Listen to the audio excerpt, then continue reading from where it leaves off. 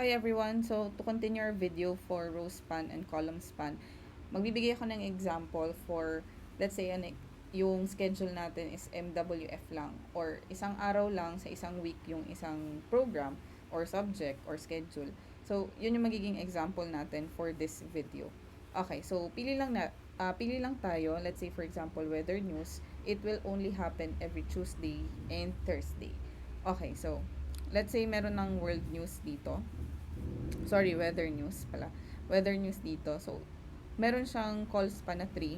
So, yung gagawin ko is, ililipat ko muna siya para magkaroon siya ng 1 for Tuesday and then another one for Thursday. So, meron akong gap na gagawin.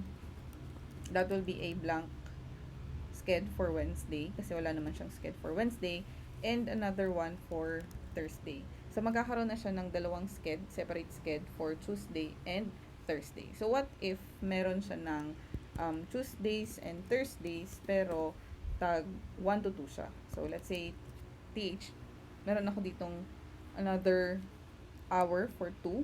And then, yung gagawin ko lang dito is to add a row span na dalawa. Same goes with the weather news for, yan. So, it will span 1 to 2, Tuesdays and Thursday. So, for example, may isa lang akong schedule for Friday. So, hanapin ko yung 10 o'clock ko. Dito ako maglalagay. So, every 10, maglalagay ako ng Bulan News. So, edit ko lang to. Bulan News. And then, every Friday siya, pero from 10 a.m. to 2 p.m. So, that will be one call span. So, isa lang, kasi every Friday lang siya.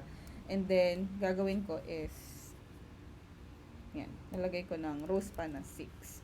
So, the entire 10 to 2, it will consume for a single program, which is Bulan News. So, pwede kang gumawa dito ng mga schedules for your class schedule, subject schedule, or other schedule, program schedules like this. Okay, so let's say meron tayong TTH. Ngayon naman gawin natin Monday, Wednesday, and Friday. So, mapapansin nyo, for every blank na column, naglalagay ako ng empty na TD. So, let's say meron akong isa pang time for 3 p.m. 3 o'clock. So, meron akong time dito. So, blank siya. Wala pa siyang Monday, Tuesday, Wednesday, Thursday hanggang Friday. So, yung gagawin ko is, gagawa ko ng tag-iisa. So, Tuesday, Wednesday, Thursday, and then Friday. So, i-fill out ko lang siya. Let's say, ito naman will be drama news. Yan. Okay. So, gagawin ko din siya for Wednesday. So, MWF yung magiging schedule niya.